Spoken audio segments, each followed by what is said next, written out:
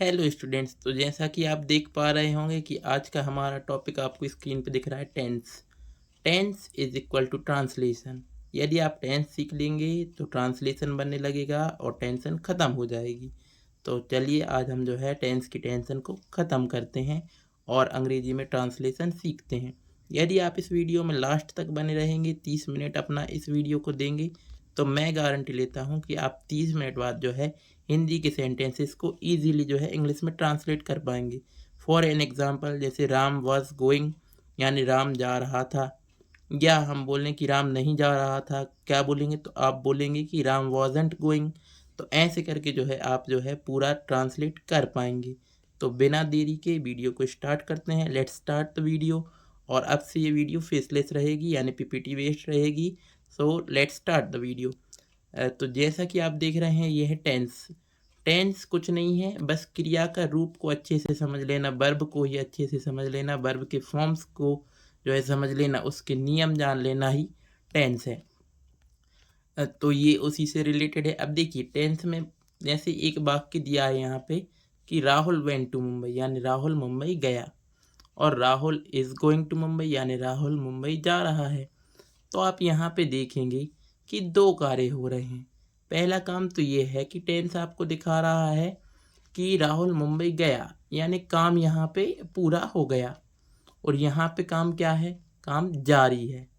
तो यानी कि टेंस एक तो अपन को काम को दिखाता है कि भाई यहाँ पे जो है काम पूरा हो गया और यहाँ पे काम चल रहा है। ये भूतकाल की बात है, बीते हुए समय की बात है, जबकि ये अभी की बात है। यानी टेंस दो चीज़ों को दिखाता है। एक तो आपका कि ये काम को दिखाएगा यानी वर्क को दिखाएगा, और दूसरा समय को दिखाएगा यानी कि आपका वर्क एंड टाइम को जो है कौन दिखाता है? टेंस। जैसे रोहन रोट अ बुक, यहाँ पे रोहन ने किताब लिखी यानी काम कंप्लीट हुआ, लेकिन यहाँ पे Rohan is writing a book यानी काम जारी है। तो यहाँ पे देखेंगे आपकी काम जारी है और यहाँ पे काम ख़त्म हो गया। ये बीती हुई बात है और ये अभी की बात है। तो टेंस दो चीज़ों को दिखाता है, एक तो टाइम एक तो वर्क। आप याद रखेंगे, एक तो टाइम एक तो वर्क। देखिए टाइम और वर्क। टाइम मात्र 3 प्रकार का हो सकता है, इससे ज़्यादा हो ही नहीं सकता। एक तो बीता हुआ समय जो पास हो गया है, गुजर गया है, जिसे अपन बोल देते हैं पास्ट। एक तो अभी का समय जो जारी है, चल रहा है, इसको अपन बोलते हैं प्रेजेंट। और एक तो जो आने वाला समय है जिसको आप बोलते हैं फ्यूचर। क्लास में भी यदि आप देखेंगे कि पास अपन कहते हैं पास हो गया वो क्लास, यानी कि वो गुजर गया है उधर से। उस जैसे हमने कहा आप 6th पास हो गए हो यानी आप 6th से गुजर गए हो, तो गुजरा हुआ समय कहलाता है पास्ट, बीता हुआ समय। और प्रेजेंट क्या कहलाता है? जैसे आप क्लास में अटेंडेंस होती है, आप बोलते प्रेजेंट सर, यानी कि आप वहाँ पे मौजूद हो, यानी मौजूदा समय को, वर्तमान समय को अपन बोलते हैं प्रेजेंट। और कहते हैं फ्यूचर के लिए पढ़ाई करनी पड़ेगी, अच्छे फ्यूचर के लिए, तो ये कहलाता है आपका फ्यूचर यानी भविष्य। तो पास्ट बीता हुआ समय, प्रेजेंट अभी का समय, और फ्यूचर यानी आने वाला समय। और अब दूसरी बात है वर्क। वर्क क्या है? वर्क यानी कार्य। कार्य 4 प्रकार का ही हो सकता है। देखिए, एक तो आपका इनडेफिनिट, एक तो रहता है डेफिनिट मतलब निश्चित, इनडेफिनिट मीन्स अनिश्चित, जो कार्य अनिश्चित है। दूसरा है आपका कंटिन्यूअस, यानी कि काम कैसा है? आपका जारी है, कंटिन्यू है, जारी है, चल रहा है, प्रोग्रेस में है ना। और तीसरा है आपका परफेक्ट, यानी काम पूरा हो चुका है। और चौथा है आपका परफेक्ट कंटिन्यूअस। मैं आपको चारों का एक एक एग्जाम्पल दूंगा। जैसे मैंने कहा कि राम राम जो है विद्यालय जाता है। अपन को पता ही नहीं है भाई कि काम कब हो रहा है, क्या है, या सूर्य पूर्व से उगता है, तो वो तो अनंत काल से उग रहा है। तो ये ऐसे जो कार्य हैं वो इनडेफिनिट कहलाते हैं। हमने कहा दूसरा है कंटिन्यूअस। मान लीजिए इसमें रहा का यूज़ होता है, रहा का, रहा, रही, रहे, इस टाइप में वो काम जारी रहता है। जैसे मैं आपको पढ़ा रहा हूँ, आप पढ़ रहे हो, मैं बोल रहा हूँ, आप सुन रहे हो, तो ये जो है काम क्या है? कंटिन्यू रहता है, जारी रहता है। तीसरा है आपका काम परफेक्ट। परफेक्ट यानी काम पूरा हो गया। जैसे कि मैं पढ़ा चुका हूँ, मैं आपको समय के बारे में पढ़ा चुका हूँ, तो ये काम पूरा हो गया है, तो पूरे को अपन बोलते हैं परफेक्ट। और चौथा रहता है परफेक्ट कंटिन्यूअस। अब आप कहेंगे परफेक्ट कंटिन्यूअस क्या है, तो देखिए जैसे मैं कहूँ आपको कि मैं 3 मिनट से पढ़ा रहा हूँ, यानी मैं समय के साथ बोल दूँ कि मैं 3 मिनट से पढ़ा रहा हूँ, यानी कि मैंने 3 मिनट आपको पढ़ा दिया, तो ये काम तो परफेक्ट हो गया। और साथ ही साथ में अभी काम जारी भी तो है, तो यानी कंटिन्यूअस। तो ऐसे काम को हम बोलते हैं परफेक्ट कंटिन्यूअस, है ना। तो इंडेफिनिट, कंटिन्यूअस, परफेक्ट और परफेक्ट कंटिन्यूअस। अब देखिए इनकी पहचान बताता हूँ। जैसे पास्ट के लिए आपको हिंदी में था मिलेगा। क्या मिलेगा हिंदी में? था। जब भी था दिख जाए तो समझ लीजिएगा पास्ट है। और साथ ही साथ इससे भी आप ये समझ लीजिएगा कि पास्ट है जब कोई बीती हुई बात हो, आपको अपना सेंस लगाना है, ये बीती हुई बात है यानी कि पास्ट है। हाँ अक्षर से आपको पता चलेगा कि ये प्रेजेंट की बात है। जैसे है, हूँ, ये सभी किस में आते हैं? प्रेजेंट में आते हैं। और गा गमले से आपको पता चलेगा कि ये जो है फ्यूचर की बात है। अब इनडेफिनिट का पता लगाने के लिए बहुत ही अच्छा शब्द एक हिंदी में आता है ता, यानी ता, ती, ते, ये सभी। तो इनसे पता चलेगा कि ये इनडेफिनिट है। कंटिन्यूअस के लिए आएगा रह, यानी रहा, रही, रहे, रहा, ऐसे करके। परफेक्ट के लिए आता है चुका। चुक, चुक कैसे आप याद रखेंगे? चुक, चुका, चुकी, चुकी, यानी चुक छुपा रहेगा उसमें। और परफेक्ट कंटिन्यूअस में टाइम आएगा, प्लस में रहा, रही, रहे आएंगे। तो अब हम इन सब की पहचान देखेंगे। देखिए पास्ट इंडेफिनिट में लास्ट में जो है जैसे खरीदा, खरीदी, खरीदी, ऐसे करके आते हैं। प्रेजेंट इंडेफिनिट में ता है, ती है, ते हैं। वैसे ही सेम पास्ट इंडेफिनिट में आपका ता था, ती थी, ते थे। फ्यूचर में गा, गी, गे आएंगे। अब देखिए पास्ट कंटिन्यूअस है, या कंटिन्यूअस के लिए रहा, और पास्ट के लिए था तो रहा था, रही थी, रहे थे। प्रेजेंट कंटिन्यूअस के लिए तो आप देखेंगे कंटिन्यूअस के लिए रहा, और प्रेजेंट के लिए है तो रहा है, रही है, रहे हैं। तो ऐसे ही करके अपन सभी की पहचान टेंस बाय टेंस देख लेंगे। अभी आगे बढ़ते हैं। अब देखिए टेंस तो अपन ने टेंस के नाम तो जान लिए हैं, लेकिन टेंस के कुछ प्रकार होते हैं। तो अब हम वो जो है टेंस के प्रकार, तो अब हमने उनके प्रकार भी देख लिए हैं कि 12 प्रकार के जो है टेंस हो गए हैं। मेन 3 रहते हैं, फिर उनको और ज़्यादा डिवाइड करके हमने 12 किया है। लेकिन टेंस के अंदर आखिर हम बोलते तो शब्द ही हैं, और शब्दों के सार्थक समूह को हम बोलते हैं sentence. A sentence is a group of words which makes complete sense, यानी कि जो पूरा पूरा अर्थ प्रदान करते हैं उनको अपन वाक्य कहते हैं। अब वाक्य के 4 प्रकार होते हैं, सेंटेंस के 4 प्रकार होते हैं। पहला है आपका अफर्मेटिव। अफर्मेटिव यानी होता है आपका सकारात्मक वाक्य। जैसे Rahul is going to market, यानी राहुल बाजार जा रहा है। ये कैसा वाक्य है? अफर्मेटिव वाक्य है ना, अफर्मेटिव सेंटेंस है, सकारात्मक वाक्य है। दूसरा है आपका नेगेटिव। जैसे कि राहुल बाजार नहीं जा रहा है, Rahul is not going to market, Rahul isn't going to market. इसमें नॉट लगा रहता है। क्या लगा रहता है? नॉट। यानी कि जिन वाक्यों में नहीं आता है वो नेगेटिव होते हैं, जिन वाक्यों में नहीं आता है वो नेगेटिव होते हैं। आप नहीं को नोट कर लेंगे। ये क्या आता है? नकारात्मक में ज़रूर आता है, नेगेटिव में नहीं ज़रूर आता है। फिर दूसरे प्रकार के इससे अगले देखेंगे आप, वो है इंटेरोगेटिव।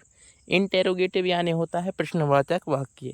तो प्रश्नवाचक वाक्य 2 तरीके के होते हैं। एक तो आपका यस नो टाइप इंटेरोगेटिव, और दूसरा रहता है आपका WH टाइप इंटेरोगेटिव। देखिए यस नो टाइप इंटेरोगेटिव में क्या होता है?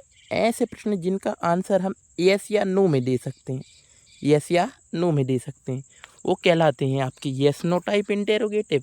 और ऐसे प्रश्न जिसका उत्तर हम जो है यस या नो में नहीं दे सकते हैं, विस्तार से देना पड़ता है, वो कहलाते हैं WH टाइप इंटेरोगेटिव। फिर से समझ लीजिए, जैसे एक उदाहरण के साथ, क्या राहुल बाजार जा रहा है? Is Rahul going to market? देखिए क्या राहुल बाजार जा रहा है, इस प्रश्न का उत्तर जो है हम कह सकते हैं हाँ, या तो जा रहा होगा तो यस, अदरवाइज नो। तो जिनका आंसर हम यस या नो में दे सकते हैं वो कहलाते यस नो टाइप इंटेरोगेटिव। और जिनका आंसर हम जो है यस नो में नहीं दे सकते हैं वो कहलाते हैं आपके WH टाइप इंटेरोगेटिव। जैसे कि राहुल बाजार क्यों जा रहा है? अब आप क्या बोलेंगे कि जो है हाँ कि ना, तो वो तो सूट ही नहीं होगा। तो उस केस में ये WH टाइप इंटेरोगेटिव है। एक और क्वेश्चन से समझते हैं, देखिए जैसे क्या आप पढ़ते हो, डू यू स्टडी, तो आप बोलेंगे या तो यस या तो नो। यदि आप पढ़ते होंगे तो बोलोगे यस, नहीं पढ़ते होंगे तो बोलोगे नो। तो यहाँ यस या नो में आंसर दे पा रहे हैं, इसलिए यस नो टाइप इंटेरोगेटिव है। और WH टाइप इंटेरोगेटिव क्या होंगे, जैसे मैंने आपसे पूछ लिया आप क्या पढ़ते हो, फिर व्हाट डू यू स्टडी, तो आप इस केस में आप ये नहीं बोल पाएंगे यस कि नो। क्या आप हाँ या ना पढ़ते हैं, बिल्कुल नहीं। आप बोलोगे मैं इंग्लिश पढ़ता हूँ, I study maths, English and all other subjects, तो ऐसे आप बोलोगे। तो इसका विस्तार में आंसर देना पड़ता है। तो चारों वाक्य आपको समझ में आए होंगे। एक बार आराम से देखो, हम ब्रीफ में समझ लेते हैं। नहीं लगा है तो नेगेटिव है, क्वेश्चन पूछा है तो इंटेरोगेटिव है, यदि हाँ ना में उत्तर दे पा रहा है तो यस नो टाइप इंटेरोगेटिव, और नहीं दे पा रहा है तो WH टाइप इंटेरोगेटिव। अब जो ये तीनों ही नहीं होगा वो क्या कहलाएगा, अफर्मेटिव कहलाएगा। तो इस तरीके से हम जो है समझ सकते हैं। अब देखिए, यदि आप अफर्मेटिव का स्ट्रक्चर देखेंगे तो वो क्या कहलाता है, सबसे पहले सब्जेक्ट, फिर हेल्पिंग वर्ब, फिर मेन वर्ब, फिर ऑब्जेक्ट। अभी सब्जेक्ट क्या है, हेल्पिंग वर्ब क्या है, मेन वर्ब क्या है, ऑब्जेक्ट क्या है, तो आपको ब्रीफ में समझाता हूँ मैं। देखिए, जो भी वाक्य में काम करता है उसको अपन बोलते हैं सब्जेक्ट। जैसे यहाँ पे बाजार जाने का काम किसने किया, राहुल बाजार जा रहा है, यहाँ पे राहुल ने काम किया है, तो राहुल सेंटेंस का सब्जेक्ट है। और राहुल जो है, मान लीजिए क्या किया, काम किया है उसने, क्या किया है, राहुल ने जो भी काम किया है वो कहलाती है वर्ब। जैसे कि राहुल ने यहाँ पे क्या काम किया है, तो जाने का काम किया है, तो जाना यहाँ पे होगी वर्ब। तो दो मेन चीज़ होती हैं, एक तो सब्जेक्ट और एक तो वर्ब। ऑब्जेक्ट आपका क्या कहलाता है, व्हाट या हुम के रिप्लाई को अपन ऑब्जेक्ट कहते हैं। अभी आप सब्जेक्ट और वर्ब समझ के चलेंगे, बची हुई चीज़ें ऑब्जेक्ट के तौर पे हम उनको ले लेंगे, चाहे वो एडवर्ब हो चाहे कुछ भी हो, हम अभी सभी को ऑब्जेक्ट मान के चलेंगे। तो सब्जेक्ट जिसने काम किया है और वर्ब जो भी काम हुआ है। अब देखिए, जैसे हमने कहा इंग्लिश में स्ट्रक्चर क्या होता है, subject plus helping verb plus main verb plus object. देखिए हिंदी में स्ट्रक्चर होता है subject plus object plus verb, subject plus object plus verb, लेकिन इंग्लिश इसकी उल्टी है, इसमें subject plus verb plus object होता है। जैसे मैं आपको ये विस्तार में समझा दूंगा जब ये सेंटेंस वाली क्लास होगी, लेकिन अभी आपको ये स्ट्रक्चर याद रखना है कि अफर्मेटिव सेंटेंस का subject plus helping verb plus main verb plus object, बहुत इजी है, आसानी से याद कर सकते हैं। अब नेगेटिव बनाना है इस स्ट्रक्चर को, तो हम क्या करेंगे, बस नेगेटिव बनाने के लिए बहुत ही आसानी से हम ये समझ लीजिए, ये जो नेगेटिव में अपन नहीं लगाते हैं, नहीं की अंग्रेजी क्या होगी, नॉट, उस नॉट को हम जो है हेल्पिंग वर्ब और मेन वर्ब के बीच में पुट कर देंगे।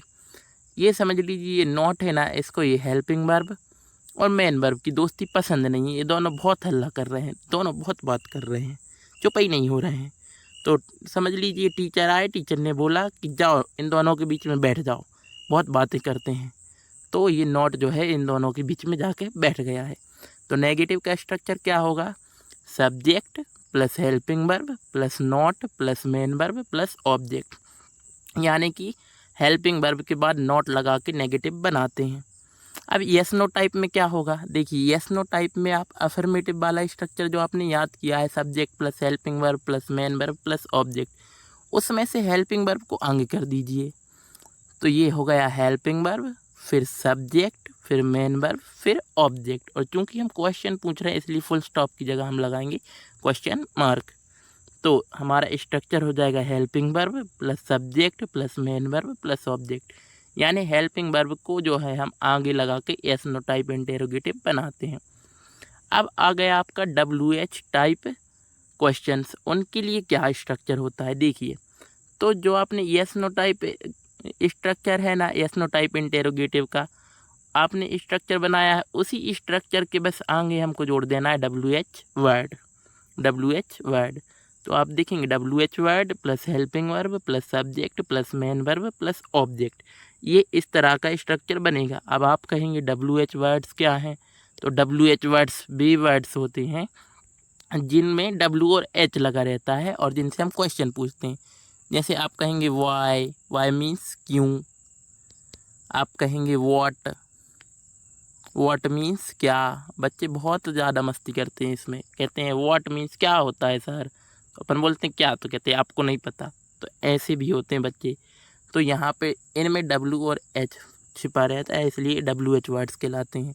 वाई हो गया, व्हाट हो गया, हाउ हो गया, हाउ मीन्स कैसे, और हु हो गया, हुम हो गया, हुज हो गया, बहुत सारे होते हैं। तो ये सभी मैं आपको लिस्ट प्रोवाइड कर दूंगा। अब देखिए ये जो है इनमें कुछ नहीं है, बस हमने क्या किया है नेगेटिव में जो है, नेगेटिव से अपन जो है इंट्रो नेगेटिव कैसे बनाते हैं और intro negative W H type वाले हम कैसे बनाते हैं। कुछ नहीं करते हैं, बस नेगेटिव वाले स्ट्रक्चर में से यदि हमने हेल्पिंग वर्ब को आगे कर दिया और जो है नॉट को लगा रहने दिया तो वो इंट्रो नेगेटिव का स्ट्रक्चर बन जाएगा। ऐसे ही सेम जो है डब्ल्यू एच टाइप में हो जाएगा, W H type intro negative हो जाएगा। इनको हम आगे के सेशंस में पढ़ेंगे, ठीक है। तो अब ये वाली स्लाइड आती है आपकी टेंस की स्लाइड। यदि आपने ये समझ ली तो आप समझ लीजिए कि आपका जो है टेंस पूरा कंप्लीट हो गया है। टेंस आपको पढ़ने की ज़रूरत ही नहीं पड़ेगी। इसको समझने के लिए हमको कुछ नहीं करना, थोड़ा वर्ब के बारे में जानना पड़ेगा। देखिए हमने स्ट्रक्चर देखा कि subject plus helping verb plus main verb और प्लस में ऑब्जेक्ट या जो भी अदर वर्ड्स आने हैं वो। तो यहाँ पे आखिर क्या हो रहा है, सब्जेक्ट तो सेंटेंस में मिलेगा, ऑब्जेक्ट भी सेंटेंस में मिलेगा। जो हमको डिसाइड करना है वो है हेल्पिंग वर्ब और मेन वर्ब। किस हेल्पिंग वर्ब के साथ कौन सी मेन वर्ब लगेगी, यही टेंस है, आप ये समझ लीजिए। तो हेल्पिंग वर्ब 3 लोग बन सकते हैं मात्र, वी, डू और हैव। Be, do, have. हालांकि मॉडल्स भी जो है हेल्पिंग वर्ब का काम करते हैं, लेकिन अभी टेंस हम पढ़ रहे हैं तो यहाँ पे हमको 3 को याद रखना है, be, do, have. Be, do, have. तो 3 हेल्पिंग वर्ब आप समझ लीजिए, वी, डू, हैव। और मेन वर्ब के होते हैं फॉर्म्स। मेन वर्ब के होते हैं फॉर्म, जैसे V1, V2, V3, V4 और V5। देखिए हेल्पिंग वर्ब में कौन कौन, बी, डू, हैव। और मेन वर्ब के होते हैं फॉर्म्स, जैसे आपका V1 है, V2 है, V3 है, V4 है और V5 है। एक बार बोल लें उदाहरण के लिए, जैसे हमने कहा गो V1 है, वेंट V2 है, V3 है गॉन, और V4 है आपका गोइंग, और V5 है आपका गोस। तो ऐसे करके जो है 5 फॉर्म होते हैं, ये मुख्य क्रिया का काम करती हैं। तो कुल मिला के आपको यदि ये हेल्पिंग वर्ब समझ लेंगे और मेन वर्ब समझ लेंगे तो आपका टेंस क्लियर हो जाएगा। देखिए मैं समझाता हूँ। हमने टेंस के इतने सारे प्रकार देखे हैं, तो यहाँ पे हमको इनडेफिनिट दिखा है, इनडेफिनिट, इनडेफिनिट, कंटिन्यूस दिखा है, और परफेक्ट दिखा है, और परफेक्ट कंटिन्यूस दिखा है। तो ये सभी चीज़ें हमको दिखी हैं। तो हम यदि ये देखें कि इनडेफिनिट में बी, डू और हैव में से कौन सी हेल्पिंग वर्ब लगेगी, तो आप ये देखेंगे कि सर इसमें डी छुपा है, इनडेफिनिट में भी डी छुपा है। यानी जब भी किसी भी टेंस में डी रहेगा तो हम इनडेफिनिट लगा देंगे। इनडेफिनिट टेंस में हम कौन सी वर्ब चुनेंगे हेल्पिंग वर्ब, तो बी, डू, हैव में से हम डू चुनेंगे। ऐसे ही परफेक्ट देखेंगे आप, परफेक्ट, हेक्ट, एच का साउंड छुपा है, एच का, और एच का साउंड किस में छुपा है, हैव में। तो हमको जब भी हैव दिखेगा तो हम जो है परफेक्ट के साथ में लगा देंगे। और रहा आपका बी, तो ये जो है कंटिन्यूअस के लिए यूज़ होगा। तो आपको यही ध्यान में रखना है। देखिए इसको आप अच्छे से समझिए, जैसे तीनों बस याद रखनी है आपको, be, do, have, be, do, have. अभी आपको ये समझ में नहीं भी आएंगी तो कोई दिक्कत नहीं है, आगे हम इसको और क्लियर करेंगे। देखिए डू लगता है इनडेफिनिट के साथ में, किसके साथ में, इनडेफिनिट के साथ में। देखिए डू और इंडेफिनिट, इनडेफिनिट, इसमें भी डी का साउंड है, इसमें भी डी का साउंड है, यानी इनडेफिनिट में क्या लगना है, डू लगना है। अब देखिए डू के फॉर्म होते हैं, क्या फॉर्म होते हैं, डू, डज और डिड, डू, डज और डिड, डू, डज और डिड। ऐसे ही हैव देखेंगे आप, हैव जो है, हैव के भी फॉर्म होते हैं, हैज़, हैव और हैड। हैव में एच छुपा है, वैसे ही सेम परफेक्ट में एच की आवाज़ आती है, जैसे परफेक्ट एच का साउंड आता है, तो हैव के साथ में जो है परफेक्ट टेंस के साथ में हैव लगने वाला है। अब हैव के फॉर्म होते हैं हैज़, हैव और हैड, हैज़, हैव और हैड। अब अपन देखेंगे कि बी, तो बी के भी फॉर्म होते हैं, ये कंटिन्यूअस में लगता है, तो इज, एम, आर और वॉज, वर। लेकिन अब आप कहोगे सर कि जैसे इनडेफिनिट है, ये भी 3 है, प्रेजेंट इंडेफिनिट, पास्ट इंडेफिनिट और फ्यूचर इंडेफिनिट। ऐसे परफेक्ट भी 3 है, प्रेजेंट परफेक्ट, पास्ट परफेक्ट और फ्यूचर परफेक्ट। ऐसे कंटिन्यूअस भी 3 है, ऐसे ही फ्यूचर के भी टेंस होते हैं। तो इनके साथ में क्या लगेगा, देखिए हम कुछ इस तरीके से याद रखेंगे कि इनडेफिनिट है, इनडेफिनिट में क्या छुपा है, डी, तो बी डू हैव में से हम क्या सेलेक्ट करेंगे, डू सेलेक्ट करेंगे। और डू जब भी हेल्पिंग वर्ब की तरह सेलेक्ट होगा तो उसके पीछे जो है मेन वर्ब क्या आ जाएगी, V1, उसकी शर्त है ये। ऐसे ही अब आप कहेंगे कि सर प्रेजेंट इंडेफिनिट में और पास्ट इंडेफिनिट में क्या आएगा, तो देखिए जो इंडेफिनिट है, अब ये प्रेजेंट का इंडेफिनिट भी है और पास्ट का इंडेफिनिट है। जीवन में ज़्यादा ज़रूरी क्या है, तो जीवन में ज़्यादा ज़रूरी है आपका प्रेजेंट, तो ज़्यादा वाली हेल्पिंग वर्ब किस में लग जाएंगी, प्रेजेंट में। तो प्रेजेंट इंडेफिनिट में क्या लग गया, डू डज, तो कम वाली किस में लग जाएगी, पास्ट में, तो पास्ट इंडेफिनिट में लग गया आपका डिड, पास्ट इंडेफिनिट में लग गया डिड। अब फ्यूचर इंडेफिनिट में क्या लगता है, तो फ्यूचर इंडेफिनिट में लगता है विल और सेल। आशा करता हूँ आपको समझ में आया होगा। अब परफेक्ट की बात करें तो परफेक्ट में वी डू हैव में से आप किसको सिलेक्ट करेंगे, हैव को। हैव को आपने जैसे हेल्पिंग वर्ब के तौर पे सिलेक्ट किया तो वहाँ पे क्या आ जाएगा, V3 मेन वर्ब के तौर पे ऑटोमेटिक आ जाएगा।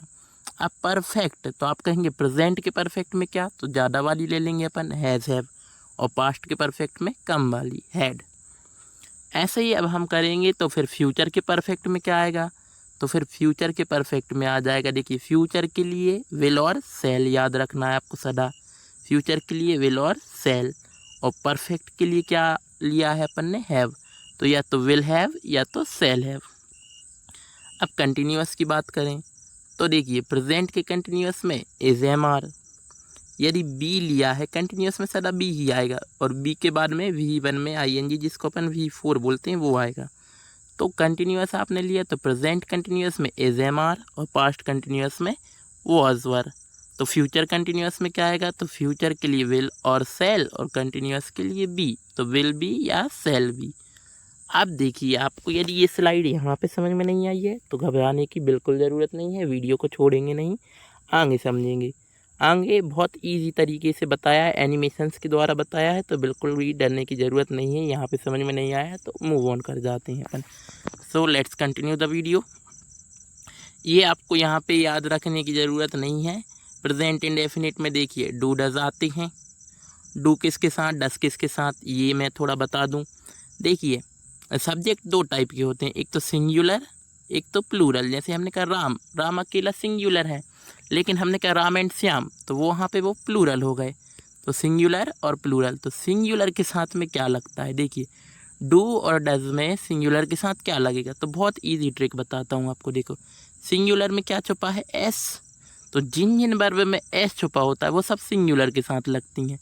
जैसे डू और डज में से डज में एस छुपा है, ये सिंगुलर के साथ, डिड तो दोनों के साथ लगेगी। फिर यहाँ पे विल और सेल में आप देखेंगे आई और वी के साथ में क्या लगता है आपका, सेल, बाकी सभी के साथ में विल।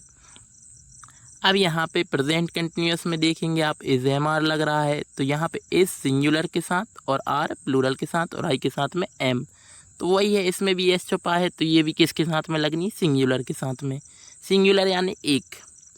जैसे ही पास्ट कंटिन्यूअस में देखेंगे वॉज, वर, तो वॉज में भी एस छुपा है, तो ये भी सिंगुलर के साथ, वर प्लूरल के साथ। फिर फ्यूचर कंटिन्यूअस, फ्यूचर का तो मैंने बता ही दिया आपको। फिर परफेक्ट में देखेंगे आप, प्रेजेंट के परफेक्ट में, तो हैज़, हैव में से आप देखेंगे हैज़ में एस छुपा है, तो हैज़ में एस छुपा है, सिंगुलर में भी एस छुपा है, तो हैज़ सिंगुलर के साथ में आएगा। ऐसे ही परफेक्ट तो सभी के साथ आ जाएगा। तो ऐसे करके जो है आप इसको एक बार देख लेंगे, हालांकि इसको याद करने की ज़रूरत नहीं है, मैं आगे आपको बता दूंगा। अब देखिए हम जो है सीधे हिंदी से इंग्लिश ट्रांसलेशन करेंगे बिना पूरे टेंस पढ़े, बहुत इजीली पढ़ेंगे, कोई दिक्कत नहीं आने वाली है। जैसे स्टेप 1 क्या कहता है, आप एक हिंदी का वाक्य लेंगे, तो हाँ पहले टेंस के टाइप को पहचानेंगे। जो 12 टाइप मैंने बताए हैं ना आपको, उनमें से टेंस का टाइप पहचानेंगे। फिर सेंटेंस के टाइप को पहचानेंगे, जो 4 प्रकार के अपन ने सेंटेंस पढ़े, जैसे कि affirmative, negative, yes no type interrogative या WH टाइप इंटेरोगेटिव, ये सभी पहचानेंगे। फिर जो है सेंटेंस के पार्ट्स पहचानेंगे कि सब्जेक्ट क्या है, वर्ब क्या है, ऑब्जेक्ट क्या है, इन सभी को अपन पहचानेंगे। तो सविता सो रही है, तो सविता इज़ स्लीपिंग, ये आप कैसे कर पाएंगे? ट्रांसलेट इसको करने के लिए बहुत इजी मेथड से मैं आगे की स्लाइड्स पे बताता हूँ। देखिए, एक हमने नया एग्जांपल लिया है, रवि रो रहा था। रवि रो रहा था, तो सबसे पहले आप देखेंगे कि सर ये था से पता चला कि पास्ट है। था से क्या पता चल गया कि बीती हुई बात है, यानी पास्ट है। और रहा से पता चला यानी काम जारी था, तो ये कौन सा टेंस है? पास्ट कंटिन्यूअस टेंस है, पास्ट कॉन्टिन्यूअस टेंस है। तो था से पता चला पास्ट, रहा से पता चला कॉन्टिन्यूअस, तो ये हो गया आपका पास्ट कॉन्टिन्यूअस टेंस। पहला स्टेप आपने कर लिया है। दूसरा स्टेप क्या है? अब आप जो है सेंटेंस के टाइप को पहचानेंगे। तो सेंटेंस में आप देखेंगे ना तो सर नहीं लगा है, नहीं लगा तो नेगेटिव नहीं है, ना ही हमने कोई क्वेश्चन पूछा है, तो क्वेश्चन भी नहीं पूछा है तो यानी इंटेरोगेटिव भी नहीं है। तो ये कौन सा सेंटेंस है? ये है अफर्मेटिव सेंटेंस। और अफर्मेटिव सेंटेंस का स्ट्रक्चर क्या होता है? तो आप कहेंगे sir subject plus helping verb plus main verb plus object, ये जो है अफर्मेटिव सेंटेंस का स्ट्रक्चर होता है। तो सबसे पहले सब्जेक्ट तो हमको मिल गया है कि सब्जेक्ट रवि ने रोने का काम किया, तो रवि हो गया सब्जेक्ट। अब हम हेल्पिंग वर्ब और मेन वर्ब डिसाइड करेंगे। तो वो कैसे करते हैं? वो करते हैं जो है हम टेंस के नाम से। देखिए कंटिन्यूअस देखा, कंटिन्यूअस देख के आप बी डू हैव में से किसको सेलेक्ट करेंगे? तो कंटिन्यूअस देख के आप बी को सेलेक्ट करेंगे। बी को सेलेक्ट करेंगे, देखिए बी डू हैव में से आप किसको सेलेक्ट करेंगे? आप करेंगे बी को सेलेक्ट। बी को हमने सेलेक्ट कर लिया है। बी के फॉर्म होते हैं, तो बी के क्या क्या फॉर्म होते हैं? इज एम आर और वॉज वर। तो अब आप देखेंगे कि क्या हम पांचों को सिलेक्ट कर लें? तो बिल्कुल ऐसा नहीं करेंगे। अब हम या तो इज एम आर को लेंगे या तो वॉज वर को लेंगे। तो आप अब ये कैसे सिलेक्ट करेंगे? तो देखिए कंटिन्यूअस देख के तो हमने बी को सेलेक्ट किया, बी के इतने सारे फॉर्म निकल आए। अब आप देखेंगे आगे का शब्द, तो ये पास्ट है कि प्रेजेंट है? तो आप कहेंगे सर पास्ट है। पास्ट जीवन के लिए कम ज़रूरी होता है, बीती हुई बातें ज़रूरी थोड़ी ना होती हैं, अभी का समय ज़्यादा ज़रूरी होता है। तो पास्ट कम ज़रूरी है, तो कम वाली वर्ब चुन लेंगे। वॉज वर्ब ये सिर्फ 2 हैं, जबकि ये 3 है, तो अपन कम वाले को चुनेंगे। तो ये हेल्पिंग वर्ब आपकी चुन जाएगी वॉज वर्ब। और जैसे ये चुन गया तो आपको पता है कि बी के पीछे सादा कौन सा फॉर्म लगना है? तो V4 लगना है, यानी V1 में ING वाला लगना है। तो यहाँ पे V4 लगना है। अब पूरा स्ट्रक्चर बन गया अपना कि सब्जेक्ट, हेल्पिंग वर्ब चुन ली है अपन ने वॉज वर्ब, और इसके बाद में सारा V4 आता है, उसके बाद ऑब्जेक्ट। अब इसमें पुट करेंगे अपन, सब्जेक्ट कौन है? रवि, और वर्ब क्या है यहाँ पे? रोना। अब रोना के 5 फॉर्म होते हैं। देखिए V1 है आपका क्राई, V2 है क्राइड, V3 है क्राइड, V4 है क्राइंग और V5 है क्राइस। अब जो है हम इसमें वैल्यू पुट करते हैं। मान लीजिए सब्जेक्ट कौन है? तो आप कहेंगे रवि है, रवि को लिखेंगे। अब रवि क्या है? एक है, सिंगुलर है। सिंगुलर के साथ सिंगुलर में क्या छुपा रहता है? एस छुपा रहता है। एस छुपा रहता है तो एस इधर पे किस में छुपा है? तो वॉज में। तो सिंगुलर के साथ में क्या आना है? वॉज आना है। तो रवि के साथ क्या आ जाएगा? Was, Ravi was. फिर V4, अब देखिए V1 V2 V3 V4 V5 कितने सारे दिए हैं, लेकिन अपन को कौन सा चुनना है? V4, क्योंकि जब भी बी का कोई फॉर्म आता है तो मेन वर्ब V4 ही आती है। तो V4 क्या है? क्राइंग। तो रवि वॉज क्राइंग। अब क्या यहाँ पे कोई ऑब्जेक्ट था? तो बिल्कुल भी नहीं। तो आशा करता हूँ आपको समझ में आया होगा। एक बार फिर से देख लेते हैं। देखिए सबसे पहले आपको कंटिन्यूअस देख के पता, एक तो आपको यहाँ से पता चल जाएगा टेंस का नाम। था से पता चला पास्ट है, रहा से पता चला कंटिन्यूअस है, तो ये पास्ट कंटिन्यूअस है। फिर आप देखेंगे कि यहाँ पे जो है वर्ब कौन सी लगनी है, हेल्पिंग वर्ब कौन सी और मेन वर्ब कौन सी। तो कंटिन्यूअस देख के आपने बी सेलेक्ट किया, वी के फॉर्म में इज एम आर और वॉज वर्ब।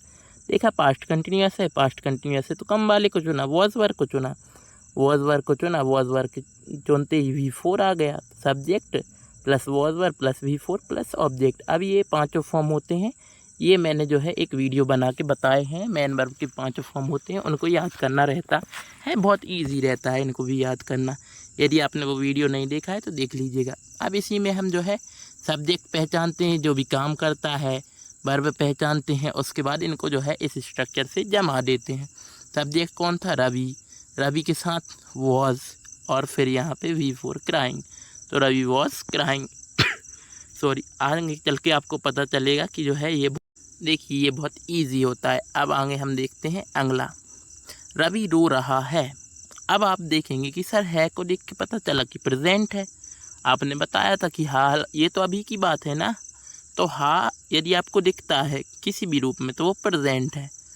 अब आप देखेंगे रहा यानी काम तो जारी था, यानी तो ये कंटिन्यूस है, तो ये प्रेजेंट कंटिन्यूस टेंस है। और कंटिन्यूस देख के आप किस कुछ सिलेक्ट कर लेंगे, तो आप कंटिन्यूस देख को वी डू हैव में से बी को सिलेक्ट करेंगे। बी को सिलेक्ट करते ही आपको क्या मिलेंगे? फिर से वही फॉर्म देखने को मिलेंगे, इज एम आर और वॉज वर। अब आप देखेंगे कि सर ये प्रेजेंट कंटिन्यूस है, प्रेजेंट ज़्यादा ज़रूरी होता है, इसलिए ज़्यादा वाली वर्ब चुन लेंगे हम। तो इज एम आर, तो यहाँ पे subject plus is am are plus V4 plus object, ये हमारा स्ट्रक्चर बन जाएगा। अब हम इसमें फिर से पुट कर देंगे। देखिए आपको पता ही है सब्जेक्ट है रवि और वर्ब है आपकी रोना, रोना को बोलते हैं क्राई, तो क्राई क्राइड क्राइड और क्राइंग क्राइस। तो इसमें अब हम पुट करते हैं वैल्यूज़, तो अपने जो भी है, देखिए वैल्यू नहीं मतलब जो है जो भी शब्द हैं वो हम पुट कर रहे हैं। तो सब्जेक्ट है, सब्जेक्ट आपका क्या है? तो आप बोलेंगे सर सब्जेक्ट है रवि। फिर यहाँ पे इज एम आर में से क्या आएगा? तो रवि आप कहोगे सर सिंगुलर है रवि, सिंगुलर में एस छुपा है और यहाँ पे एस किस में छुपा है? तो इज में छुपा है, तो रवि इज। और फिर क्या लगाना है आपको? V4, V4 कौन है? क्राइंग, तो रवि इज क्राइंग। ऐसे करके आप जो है सभी बना सकते हो, बहुत इजी है, कोई दिक्कत की बात नहीं है। हालांकि आपको समझने में कॉम्प्लिकेटेड लग सकता है, लेकिन मैं आपको जो है ऐसे ही थोड़ी बहुत प्रैक्टिस करेंगे अपन 5 से 6 स्लाइड्स और, तो पूरा क्लियर हो जाएगा।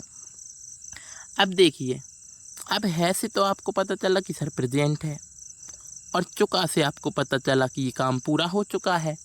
जब भी मोहन सो चुका है यानी काम पूरा हो गया, परफेक्ट है, और समय क्या है? प्रेजेंट, तो प्रेजेंट परफेक्ट टेंस है, ये प्रेजेंट परफेक्ट टेंस है। स्ट्रक्चर देखेंगे कि ये मोहन सो चुका है यानी अफर्मेटिव सेंटेंस है, तो subject plus helping verb plus main verb plus object. अब सब्जेक्ट तो मोहन है, अब हेल्पिंग वर्ब चुनेंगे तो बी डू हैव में से कोई भी एक चुनेंगे, तो आप कहोगे सर ये है परफेक्ट हेक्ट, यानी एच का साउंड आ रहा है। एच का साउंड किस में आ रहा है? हैव में। तो हम जो है किसको चुनेंगे? हैव को। हैव को हमने चुना तो यहाँ पे आपको हैज़, हैव और हैड, ये इसके फॉर्म देखने को मिले। अब ये प्रेजेंट का परफेक्ट है, तो हमने ज़्यादा वालों को चुन लिया है। कौन कौन को? हैज़ और हैव को। तो आप देखेंगे सर यहाँ पे जो है जब भी हम हैव चुनते हैं तो हैव के पीछे ऑटोमेटिकली जो है V3 ही आता है। ये आप याद करके चलेंगे, या तो आप ये से भी याद कर सकते हो कि परफेक्ट टेंस दिखे तो V3 लगा देना, कंटिन्यूस दिखे तो V1 में ING लगा देना, और यदि आपको जो है इनडेफिनिट दिखे तो V1 लगा देना। तो ऐसे ही यहाँ पे आप देखेंगे। अब इनको हम पुट करेंगे, तो सबसे पहले सब्जेक्ट, फिर हैज़ हैव। हैज़ हैव क्यों लिया है, हैड क्यों नहीं लिया है? क्योंकि ये प्रेजेंट है, और प्रेजेंट में ज़्यादा वालों को लेते हैं, ज़्यादा ज़रूरी होता है प्रेजेंट, इसलिए। तो हैज़ हैव, फिर V3, फिर ऑब्जेक्ट। तो ऐसे करके जो है हमने स्ट्रक्चर बना लिया है। अब आप देखेंगे सब्जेक्ट कौन है? तो मोहन, और यहाँ पे आपकी वर्ब क्या है? तो सोना। अब सोना को इंग्लिश में बोलते हैं अपन स्लीप, तो स्लीप का फर्स्ट फॉर्म तो है sleep, second form slept, third form भी स्लेप्ट, और फोर्थ फॉर्म है स्लीपिंग, और फिफ्थ फॉर्म है स्लीप्स। तो यहाँ पे आप देखेंगे कि अब हम इसमें जो है वैल्यू रखते हैं, अपने शब्द रखते हैं, वर्ड्स रखते हैं। सब्जेक्ट कौन है? तो आप बोलेंगे मोहन, तो यहाँ पे मोहन आया। फिर हैज़ आएगा कि हैव आएगा? तो आप बोलोगे कि मोहन तो सिंगुलर है, और सिंगुलर के साथ में क्या आना चाहिए? तो जिसमें एस छुपा है वो आना चाहिए, तो मोहन हैज़ आ जाएगा। उसके बाद V3 क्या है स्लीप का? तो आप बोलोगे स्लेप्ट, तो मोहन है स्लेप्ट। ये आपका कंप्लीट हो गया। नेक्स्ट पे देखेंगे आप। अब यहाँ था देख के आपको पता चला कि था है यानी कि पास्ट है, बीती हुई बात है। मोहन सो चुका था, भाई पास्ट की बात है। चुका से पता चला परफेक्ट है, यानी पास्ट परफेक्ट टेंस है। और पास्ट परफेक्ट है। अब परफेक्ट को देखेंगे तो आप बी डू हैव में से क्या सेलेक्ट करेंगे, हैव, और फिर वही बात आ जाएगी हैज़, हैव या तो हैड। तो आप बोलोगे सर इस बार तो पास्ट है, वो पास्ट हमारे लिए कम जरूरी है, तो हम किसको सिलेक्ट करेंगे, हैड को। तो यहाँ पे हैड लेंगे हम, और हैड मतलब अपना सर नहीं लेंगे। तो यहाँ पे पास्ट परफेक्ट टेंस है, ये स्ट्रक्चर है। यहाँ पे वी डू हैव में से हम सिलेक्ट करेंगे हैव। हैव के फॉर्म आपको दिख रहे हैं हैज़, हैव और हैड। अभी हमने हैड क्यों लिया है, क्योंकि पास्ट है, पास्ट में कम की ज़रूरत पड़ती है ना। तो हैड लेंगे, subject plus had plus V3 plus object. अब सब्जेक्ट कौन है, आप कहेंगे मोहन, और वर्ब क्या है, सोना। सोने के वही वाले फॉर्म अभी दिखाए थे वो वही हैं, है ना। तो सब्जेक्ट कौन है, मोहन। हैड, अब यहाँ पे तो किसी को अपन को सिलेक्ट करने की ज़रूरत ही नहीं है कि कौन सिंगुलर के साथ कौन प्लूरल के साथ, सिंपल है, एक ही है तो एक ही आ जाएगा। तो मोहन हैड, और V3 क्या है, स्लेप्ट, तो मोहन हैड स्लेप्ट। अब क्या मोहन सो चुका था। अब आप देखोगे कि सर ये तो अफर्मेटिव नहीं है, इसमें तो हमने क्वेश्चन पूछा है। अभी पहले हम ज़रा टेंस पहचान लेते हैं, फिर सेंटेंस पहचान लेंगे। देखिए था से तो पता चला आपको कि क्या है, ये पास्ट है। चुका से पता चला कि परफेक्ट है, यानी पास्ट परफेक्ट है। अब सेंटेंस पहचानेंगे तो आप कहोगे कि सर यहाँ पे क्वेश्चन मार्क लगा है, यानी इंटेरोगेटिव तो है, तो क्या मोहन सो चुका था। इसका आंसर आप येस या नो में दे पा रहे हो, तो ये yes no type interrogative sentence है। तो इसका स्ट्रक्चर क्या होता है, हेल्पिंग वर्ब आगे आती है, तो helping verb plus subject plus main verb plus object. अब आप देखोगे कि हेल्पिंग वर्ब कौन सी होगी इसमें, तो हम फिर से देखते हैं कि पास्ट परफेक्ट में हेल्पिंग वर्ब लगती है आपकी हैड। तो यहाँ पे नॉर्मल आप देख सकते हो हैज़, हैव और हैड। तो पास्ट परफेक्ट है तो यहाँ पे अपन हैड लगा देंगे, तो पास्ट परफेक्ट में लग जाएगी हैड, और उसके बाद में V3।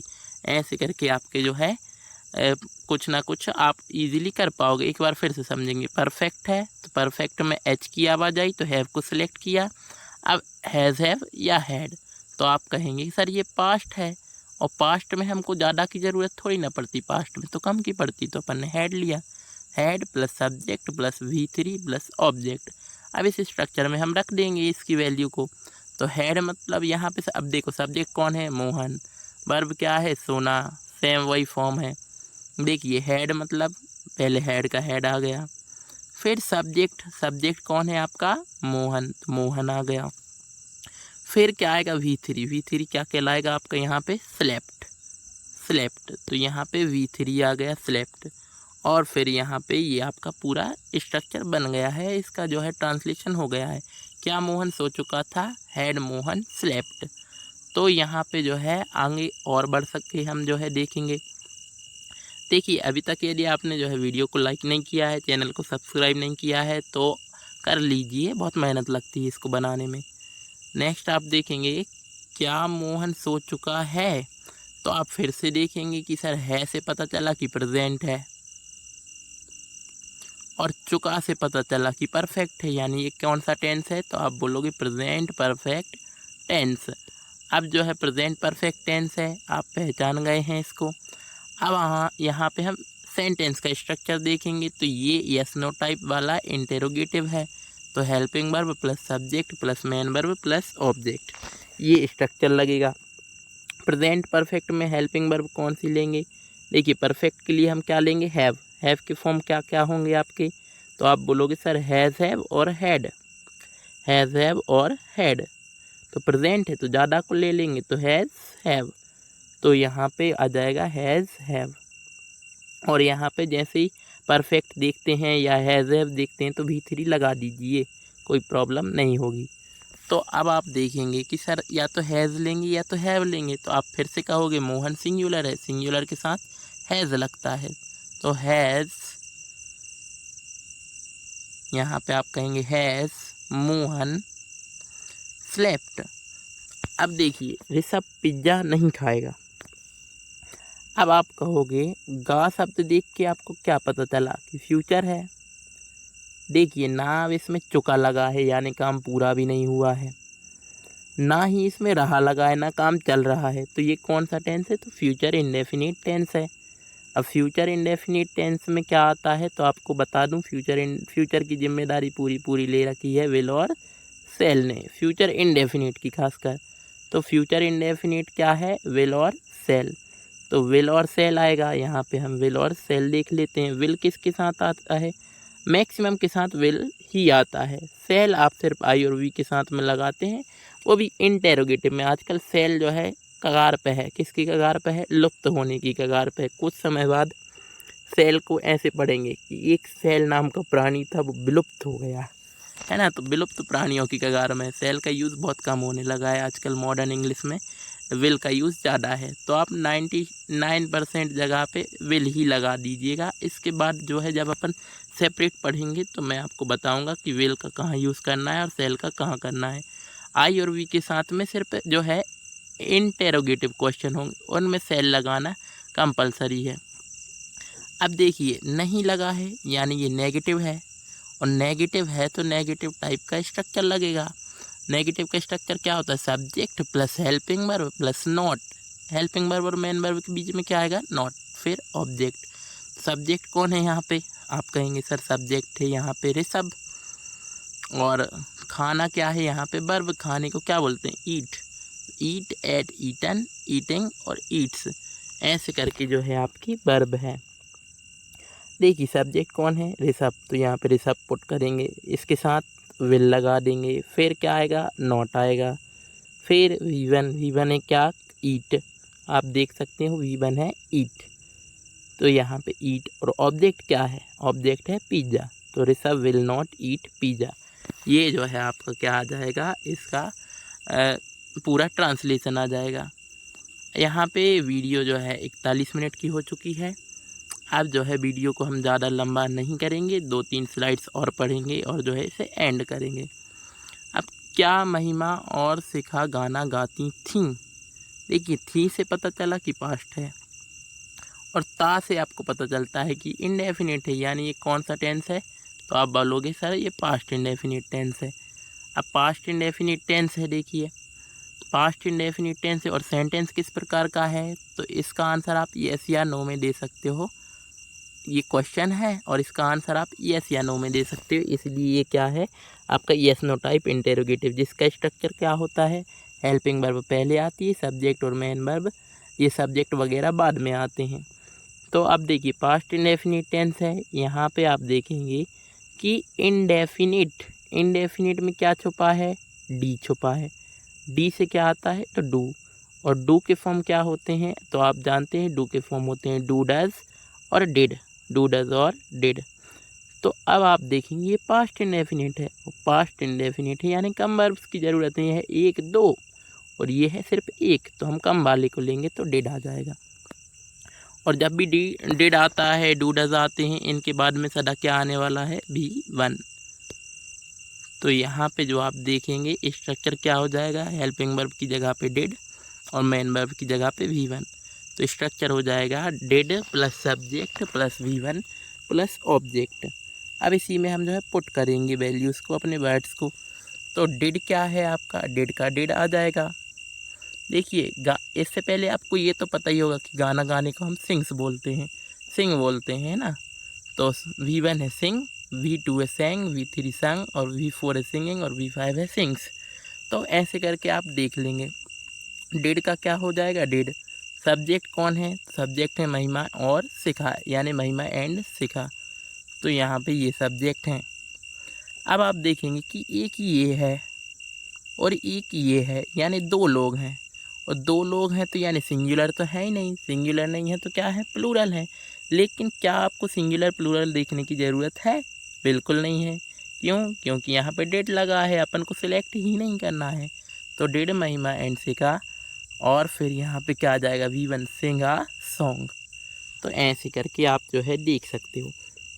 अब एक चीज़ बहुत इम्पोर्टेंट है, वो ये है कि पास्ट इंडेफिनिट का अफर्मेटिव सेंटेंस हो या प्रेजेंट इंडेफिनिट के अफर्मेटिव सेंटेंस हो, यानी कि क्वेश्चन ना पूछा जाए और इंटेरोगेटिव वो नेगेटिव ना हो, तो उस केस में कोई भी हेल्पिंग वर्ब यहाँ पे नहीं आती है। वो जो है हम आगे देखेंगे। देखिए क्या महिमा और शिखा गाना गाती हैं, फिर से ये यस नो टाइप है, लेकिन इस बार किसका है? तो आप बोलोगे सर ये प्रेजेंट इंडेफिनिट का है। तो प्रेजेंट इंडेफिनिट का ये जो है इसको अब हम ट्रांसलेट करेंगे, तो आप देखोगे कि सर यहाँ पे सेंटेंस का टाइप तो यस नो टाइप इंटेरोगेटिव ही है, helping verb plus subject plus main verb plus object. लेकिन यहाँ पे जो है हेल्पिंग वर्ब हम कौन सी चुनेंगे? तो डू डज और डिड में से हम चुनेंगे डू और डस। क्यों? क्योंकि ये प्रेजेंट है, प्रेजेंट में ज़्यादा ज़रूरत होती है। तो हम देखेंगे कि do does plus subject plus V1 plus object. जब भी डू डज आएगा, डू का कोई भी फॉर्म आएगा, उसके पीछे V1 ही आना है। तो यहाँ पे हम देखेंगे कि अब डू आएगा कि डज आएगा, तो आप देखोगे कि ये दो लोग हैं और दो के साथ में यानी कि सिंगुलर नहीं है। सिंगुलर होती तो डज आता, तो ये प्लूरल है, तो प्लूरल है तो क्या आएगा? डू। तो यहाँ पे आएगा डू। फिर क्या आएगा? सब्जेक्ट कौन है? महिमा एंड शिखा। फिर आपका V1, V1 क्या है? सिंग आ सॉन्ग। अब देखिए जो मैं आपको समझाना चाह रहा था अगली स्लाइड्स पे, देखिए अंश ने एक पर्स खरीदा। यहाँ पे आ की मात्रा आ ई ए, या ऐसी आवाज़ें आती हैं जिसमें कि लास्ट में जो है आपको पता चल जाता है कि ये पास्ट है। देखिए खरीदा बीती हुई बात है, लेकिन क्या यहाँ पे रहा लगा है? तो आप कहेंगे नहीं लगा, यानी कंटिन्यू तो था ही नहीं काम। क्या काम पूरा हुआ? चुका भी नहीं लगा, तो ये भी नहीं है।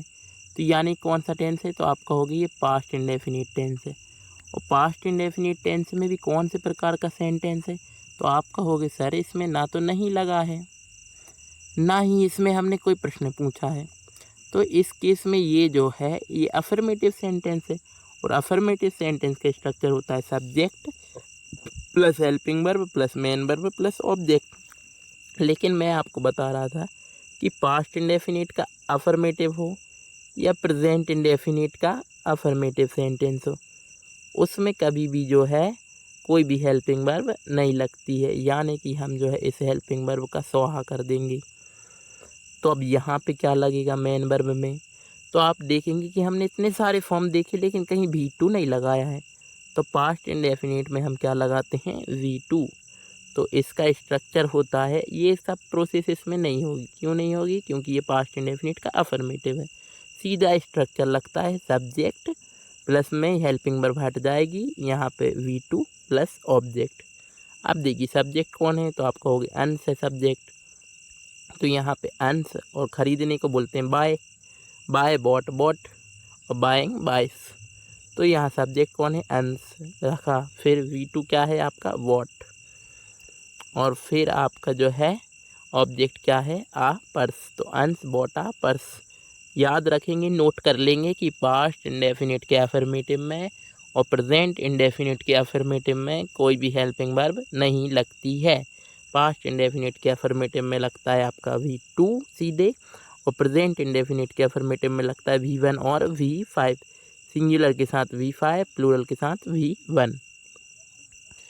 अब देखिए प्राची अखबार पढ़ती है, तो यहाँ पे आपने कहा है से पता चला कि सर ये प्रेजेंट है, और ती से पता चला कि ये इंडेफिनिट है, यानी कौन सा टेंस है? तो प्रेजेंट इंडेफिनिट टेंस है। अब देखेंगे आपकी प्रेजेंट इंडेफिनिट है और कैसा सेंटेंस है? तो आपने कहा ना तो नहीं लगा, यानी नेगेटिव नहीं है, ना प्रश्न पूछा है तो इंटेरोगेटिव भी नहीं है, यानी अफर्मेटिव सेंटेंस है। और ये किसका अफर्मेटिव सेंटेंस है? तो आप कहोगे प्रेजेंट इंडेफिनिट का अफर्मेटिव सेंटेंस है। तो यानी क्या हेल्पिंग वर्ब लगेगी? तो बिल्कुल भी नहीं लगेगी। तो इसमें अपन को परेशान होने की ज़रूरत नहीं है। देखिए सबसे पहले क्या करना है आपको? सबसे पहले ये जो यहाँ पे मिस स्पेल्ट है, सब्जेक्ट कौन है? तो सब्जेक्ट है प्राची। तो यहाँ पे प्राची, पढ़ने को क्या बोलते हैं? रीड बोलते हैं। तो रीड, और फिर रीड रेड रेड, और V4 होगा रीडिंग और V5 होगा रीड्स। तो ऐसे आपका होगा। तो यहाँ पे सब्जेक्ट कौन है? प्राची। V1 या V5 लगेगा? तो V1 नहीं लगेगा, क्योंकि सिंगुलर के साथ में लगता है V5, यानी SIES वाला फॉर्म। तो रीड्स और आ न्यूज़पेपर। तो यहाँ पे इस तरीके से होंगे। इसके बाद जो है हम आगे के जो है पार्ट में और भी जो है टेंस इसमें देखेंगे।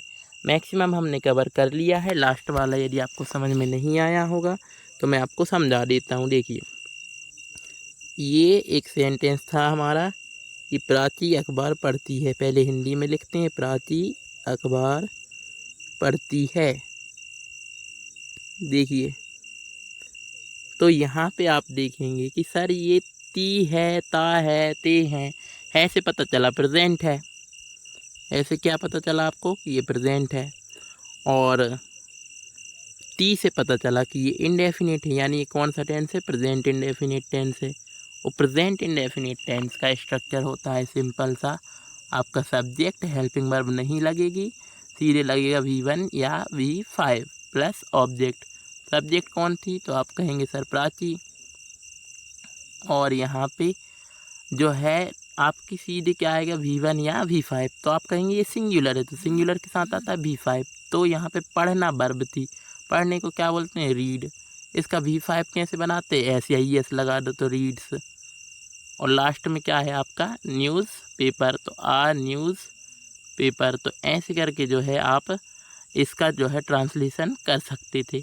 अब आगे की जो है टेंस वीडियो बहुत लंबा हो चुका है, इसकी प्रोसेसिंग करना आसान नहीं रहेगा, तो मैं जो है आगे की स्लाइड्स, वैसे ये पूरा टेंस इसमें कवर हो चुके हैं जो इम्पोर्टेंट टेंस थे। अब आप किसी भी सेंटेंस का ट्रांसलेशन डायरेक्ट इंग्लिश में कर सकते हो, ये मेरी गारंटी है। यदि आपने वीडियो को देखा है, अच्छे से देखा है, नहीं आया है समझ में, तो वापस से रिपीट करके देखना है, या फिर जो है कमेंट में पूछना है, ग्रुप पे पूछना है। तो जो है मैं आशा करता हूँ कि आपको ये वीडियो ठीक ठाक लगी होगी। यदि अच्छी लगी है तो लाइक कर देना, और जो है चैनल को सब्सक्राइब कर देना। और जो है आगे की टेंस की प्रैक्टिस हम करेंगे पार्ट 2 में। तो तब तक के लिए जय हिंद, जय भारत, वंदे मातरम।